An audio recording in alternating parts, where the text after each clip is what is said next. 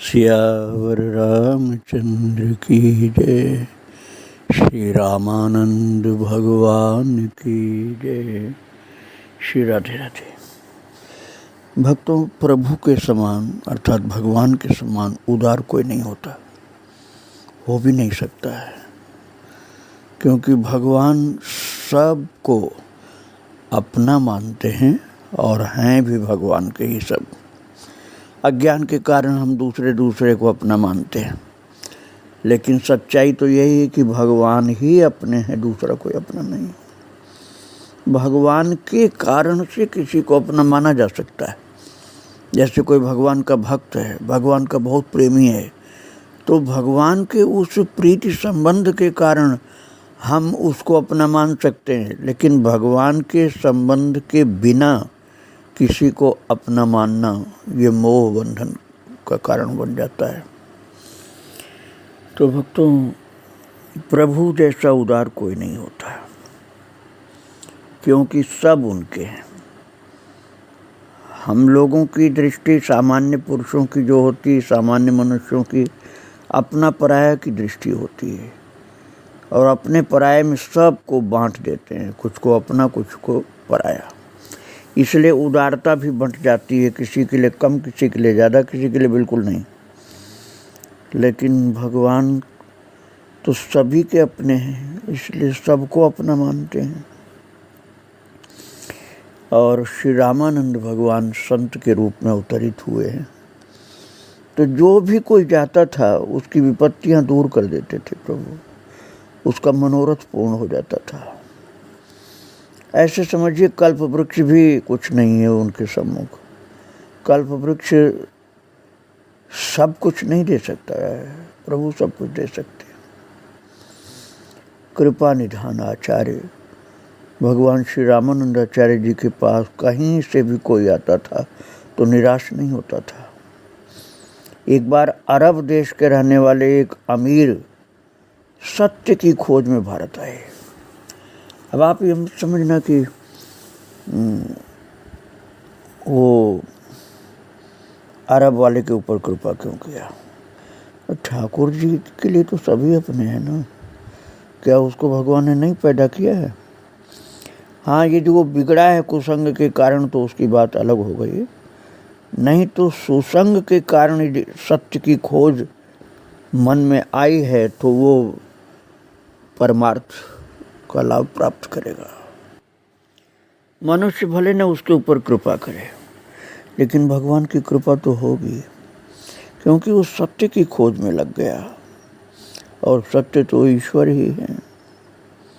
दूसरा तो कौन सत्य हो सकता है? ब्रह्म सत्यम जगन मिथ्या। तो भक्तों, जो अरब का रहने वाला एक अमीर सत्य की खोज में भारत आया, वो परमार्थ के पथिक थे महाराज वो, और सत्य उपासक महान धनवान वो अमीर काशी में भी आए। अब आप समझिए उनकी जिज्ञासा कितनी पवित्र थी कि उन्होंने संस्कृत भी सीख लिया भारत में आकर, और सामान्य नहीं, इतना सुंदर सीखा था कि खूब बोलते थे संस्कृत में, और महाराज गुण भी था उनके अंदर। आप केवल अरब देश सुन करके मत घृणा भाव भरिएगा, वो बाल ब्रह्मचारी थे, सदा पृथ्वी पर सोते थे, कोई शैया नहीं उनको चाहिए थी।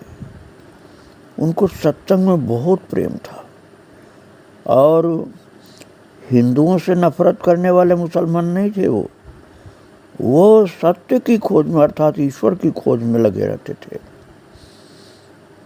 किसी संप्रदाय, किसी मजहब वाली बात नहीं थी। उनको सत्संग में बहुत प्रेम था, संतों के वचन का पालन करते थे। वो अरब के अमीर साहब काशी में आचार्य भगवान अर्थात रामानंद प्रभु की महिमा सुन करके आश्रम पर आए, श्रीमठ पर। तो अब आप देखिए, भगवान तो सर्वज्ञ होते हैं ना, इसलिए भगवान ने उस अरब के अमीर के अंदर के सद्गुणों को बिना बताए ही सब देख लिया और शंख बजा दिया। बस उस मोहक ध्वनि को सुन करके सभी दिव्य आनंद समुद्र में गोता खाने लगे।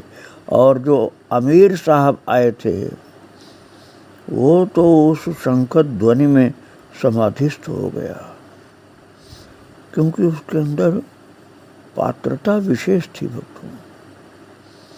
और दिव्य लोकों का दर्शन करके आश्चर्य करते हुए बाद में जगे। और भक्तों जागृत होते ही बहुत भाव से भर करके वो प्रार्थना करने लगे कि हमें भी आचार्य भगवान दर्शन देने की कृपा करें। और महाराज थोड़ा सा भी विलम्ब सहन नहीं हो पा रहा था उनको, एकदम जोरों से आंसू की धार चल पड़ी आंखों से। उनको संसार की कुछ भी आदत नहीं थी, बस केवल ईश्वर से प्रार्थना कर रहे थे कि हमें दर्शन दे दीजिए। रो रो करके आंसू की धार गिरने लगी, उनके बहाने लगे आंसू। और उनका सच्चा प्रेम पहचान करके प्रभु ने द्वार पर आकर दर्शन दिया। गुरुदेव भगवान ने समझ ही लिया था कि ये तो सुपात्र है। तो अमीर जो था वो अरब का, वो चरणों में दंडवत गिरा और पड़े पड़े ही प्रार्थना किया कि वो दिव्य ज्योत किस प्रकार प्रकट होती है और सच्चे प्रेमी राम के साथ तन्मयता किस प्रकार से होती है।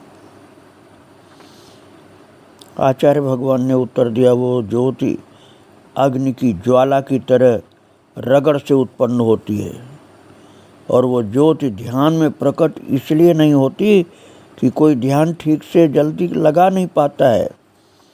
संसार का कुछ न कुछ रूप उसके अंदर रहता है, यही कठिनता है। संसार का स्वरूप अर्थात जड़ता पूरा हट जाए तब ध्यान का सच्चा स्वरूप होता है। और यदि किसी का ध्यान लग जाता है शुद्ध सत्य, तो कलिकाल के विघ्नों का जाल भी कट जाता है। नाम ध्वनि के ध्यान से नाद सिद्ध होता है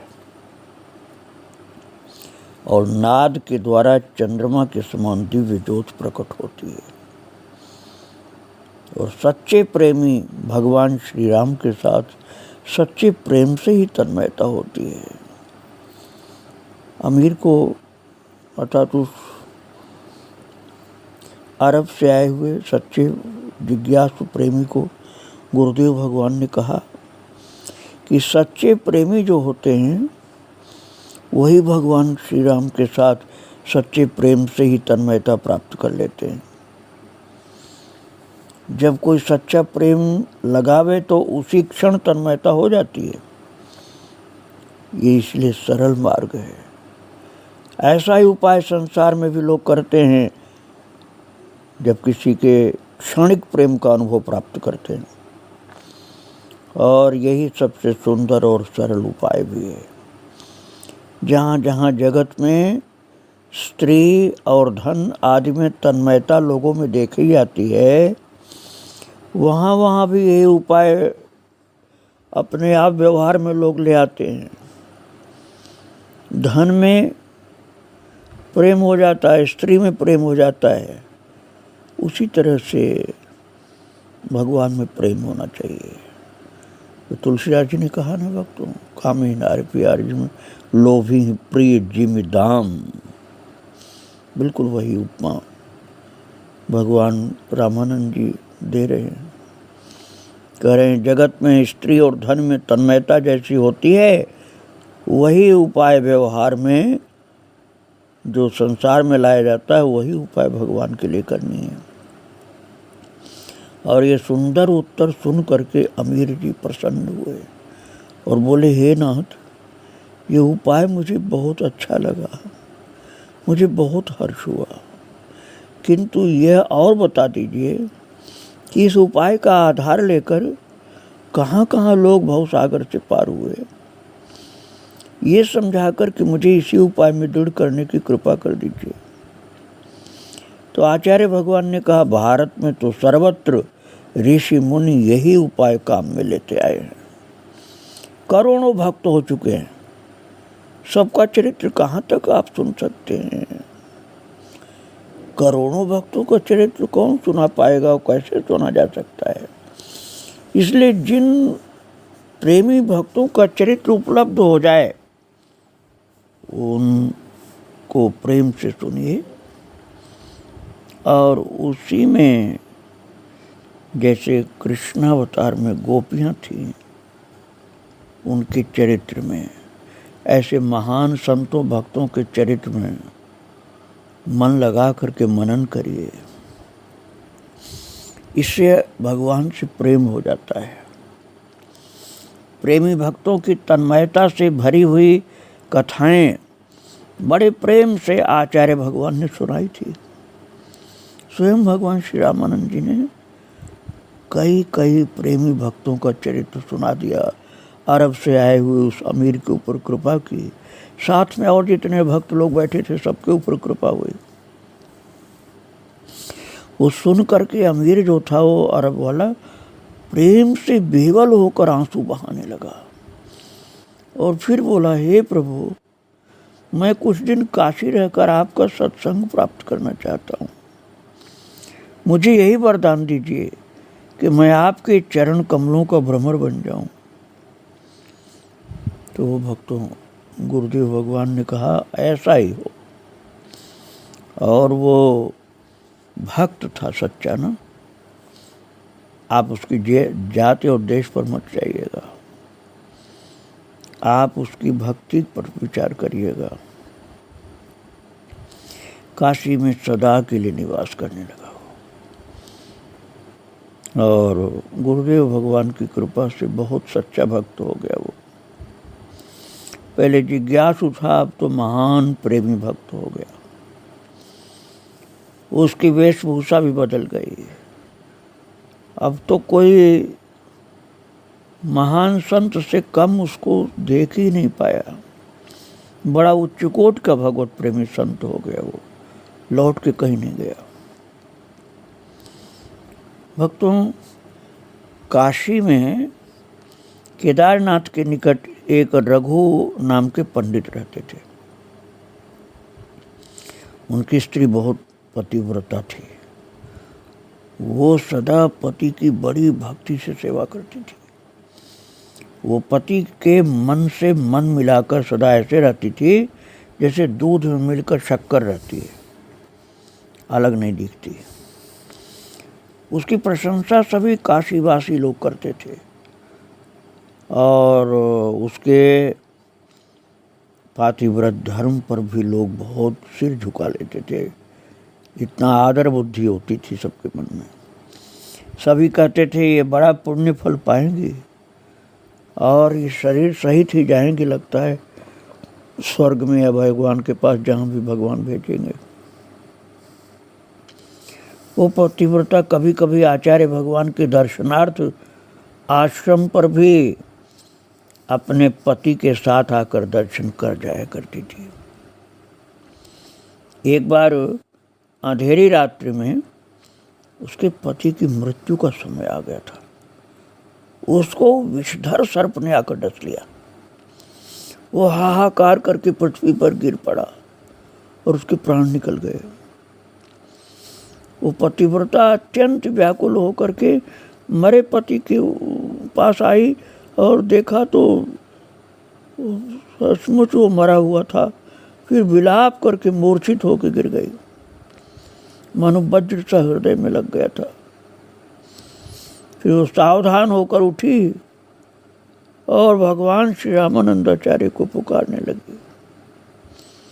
उसकी आर्त पुकार पर आचार्य भगवान तत्काल उसी के घर में ही प्रकट हो गए। चल के नहीं आए भक्तों, ईश्वरीय स्वरूप प्रभु ने दिखला दिया अपना। कहीं से चल के नहीं आए, ठीक उसके बंद घर के अंदर ही प्रकट हो गए और उसे धैर्य धारण करने को कहा। उसके पश्चात गुरुदेव भगवान ने अपना शंख बजा दिया और शंख ध्वनि सुन करके महाराज क्या दैवी चमत्कार हुआ कि वो ब्राह्मण जीवित हो गया। और समर्थ प्रभु ने उसको कराल काल के गाल से निकाल करके बाहर कर दिया। भक्तों, वो महान पतिव्रता सती उठी और आचार्य भगवान के चरणों में गिर पड़ी, आरती किया। किंतु रात्रि के समय शंख ध्वनि होने से लोग जाग गए और दौड़ दौड़ कर के ब्राह्मण के घर आने लगे। तब आचार्य भगवान आकाश मार्ग से तत्काल अपने आश्रम पर चले गए। बहुत भाग्यशाली लोगों ने ही आकाश में जाते हुए उनको देखा था, ऐसे कुछ लोग थे। और ये समाचार काशी भर में फैल गया। घर घर स्त्री पुरुष कहने लगे कि जैसे विष्णु भगवान ने ग्राह को महाराज गज को ग्राह से बचाया था ना, वैसे ही तत्काल एक गरीब के घर रात में प्रकट होकर आचार्य ने मरे को जिला दिया। सदा अपने भक्तों की ऐसे रक्षा करते हैं, जैसे सज्जन राजा अपनी प्रजा की रक्षा करते हैं। जिसके भाग्य में विधाता ने दुर्गति लिखी हो, उसको भी आप सुगति दे करके नया जीवन दे देते थे। और जो भी गुरुदेव भगवान के चरणों में अनुराग करता था, उसके मस्तक पर विधाता की लिखी हुई खराब रेखाएं मिटने में देर नहीं लगती थी। इसलिए गुरुदेव भगवान श्री रामानंद जी के प्रति सबके मन में अतिशय प्रेम, आदर और पूजा का भाव प्रकट हो गया था। इसलिए बड़ी दूर दूर से लोग आकर के बस चरणों का दर्शन करते थे। कुछ तो अपने मन की बात बोलते थे कुछ, और बहुत से लोग आते थे कि अपने मन की बात बोलते भी नहीं थे, बस चरण दर्शन करते थे। और उनके मन की बात सब गुरुदेव भगवान जानते ही थे, तो कृपा कर देते थे। अब मैं आपको एक घटना सुनाने जा रहा हूँ जिसमें महान विद्वान लोगों ने सामूहिक एक अभिलाषा मन के अंदर रख करके गुरुदेव का चरण दर्शन किया था। और उस अभिलाषा में एक समस्या थी, एक संकट था, एक आपत्ति थी, एक परेशानी थी। उसका किस प्रकार से निवारण गुरुदेव भगवान ने किया, वो बड़े आश्चर्य की घटना है भक्तों, वो बहुत सुंदर श्रवणीय है। काशी में श्रावणी पर्व के समय समस्त भारत के विद्वानों की सभा हुई थी। काशी के विद्वानों ने काशी में एक विद्वत सभा की थी, जिसमें संपूर्ण भारत के विद्वान लोग एकत्रित हुए थे और सभी नगरों से प्रमुख प्रमुख महानुभाव एकत्रित होकर के आए थे। भक्तों, गुरुदेव भगवान का पर्दा लगा हुआ था, लेकिन उनके सम्मुख पर्दे के बाहर सारे देश के मुख्य मुख्य महानुभाव और विद्वान, उसमें संत भी थे, गृहस्थ भी थे, विराजमान थे। शांति छाई हुई थी, कोई भी एक शब्द बोलने को नहीं तैयार था। कई तो मन में ही अपनी बात रख रहे थे, और किसी से कहा गया कि आप बोलो अपनी बात।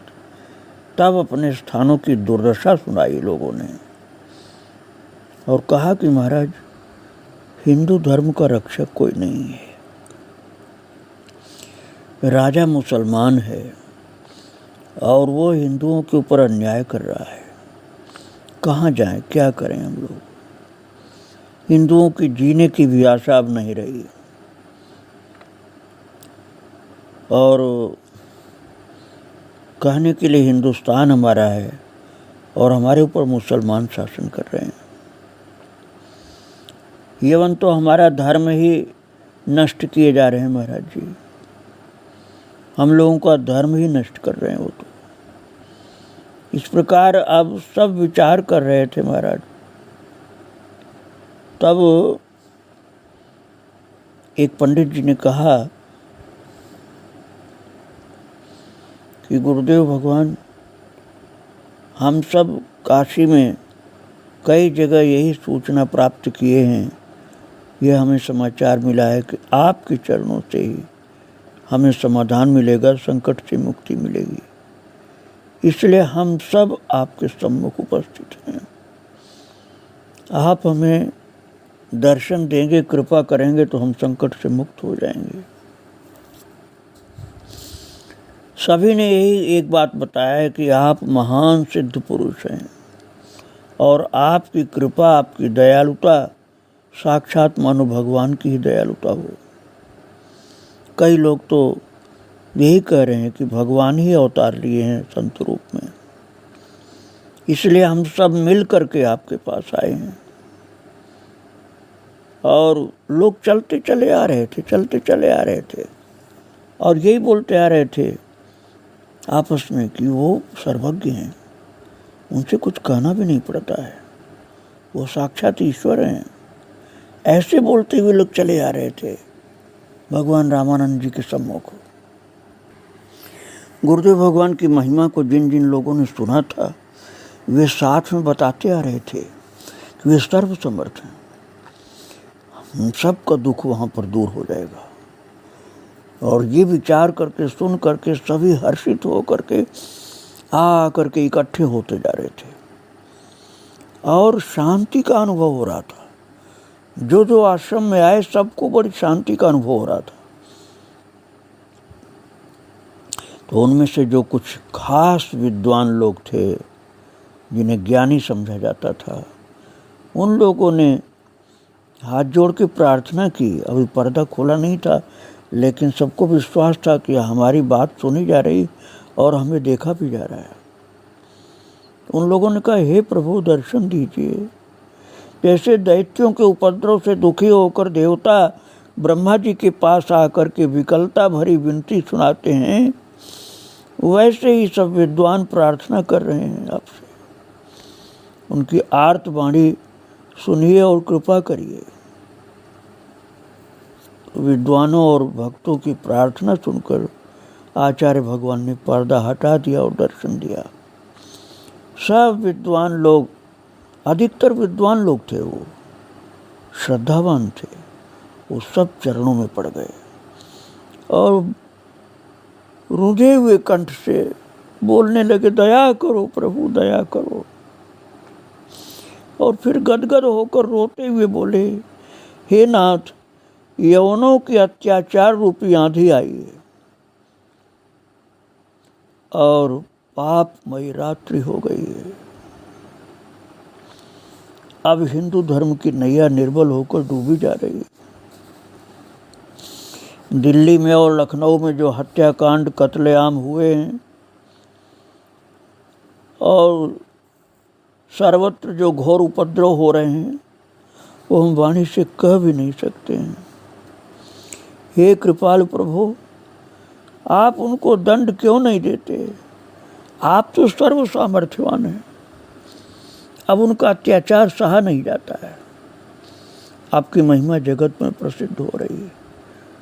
आप सामर्थ्यवान, सर्व सामर्थ्यवान, दीनों का दुख दूर करने वाले हैं। उन सब की दुख भरी दीन वाणी सुन करके दयामय आचार्य भगवान सहसा महाराज क्रुद्ध हो गए। आवेश आ गया उनको, ईश्वर का आवेश जैसे प्रकट हुआ और बड़ी जोर से बोले, आप लोग मुझसे जो कुछ कहें मैं वही करने को तैयार हूँ। कहो तो उन समस्त यवनों का यहीं बैठे बैठे विनाश कर दूं। पूरे भारत के समस्त मुसलमानों का, म्लेच्छों का, यवनों का मैं यहीं से विनाश कर सकता हूँ। बोलो आप क्या चाहते हो, जिससे फिर संसार में मुसलमानों का नाम भी नहीं रह जाएगा। महाराज भगवान श्री रामानंद के मुख से ऐसा शब्द निकला। बोले, मैं अपने तपोबल से एक क्षण में सबको भस्म कर सकता हूँ और जो हिंदू मारे गए उन्हें चंद्रमा निचोड़ करके अमृत वर्षा करके जीवित भी कर सकता हूँ और जो नगर ध्वस्त कर दिए गए हैं उनको फिर से सृष्टि करके सब ठीक कर सकता हूँ।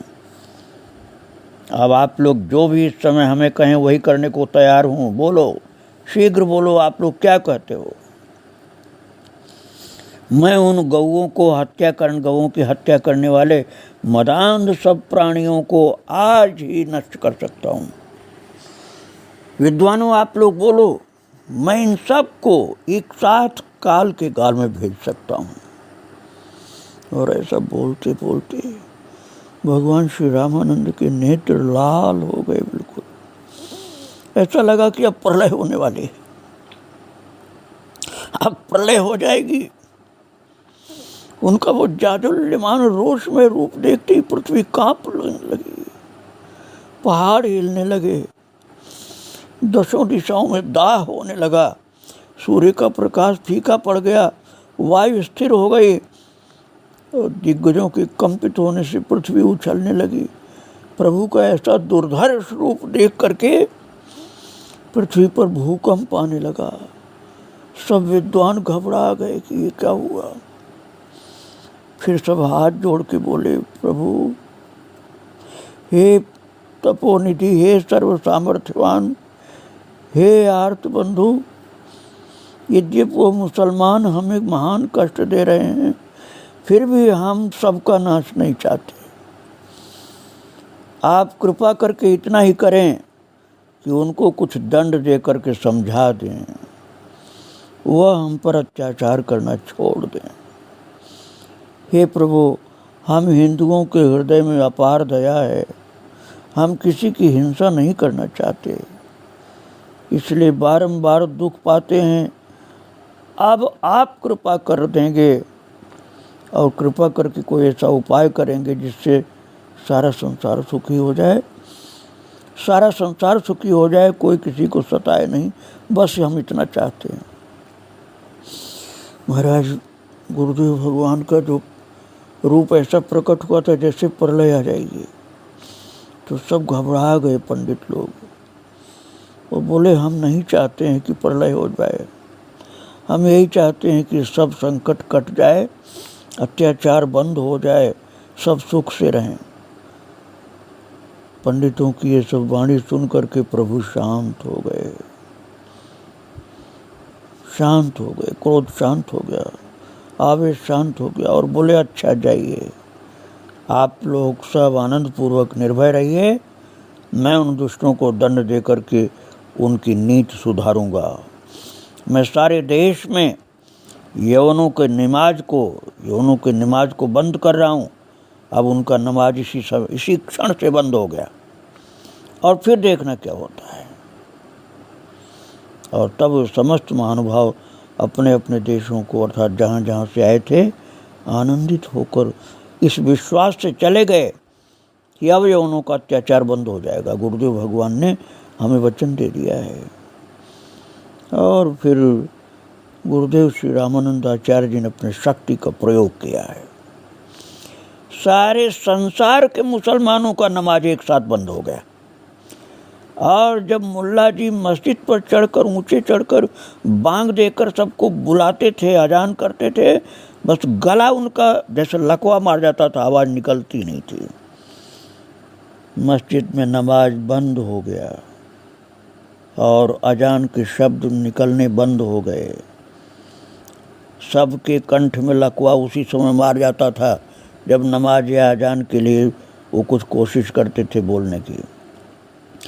केवल भारत में नहीं, सभी देशों में यही हाल एक साथ हो गया था।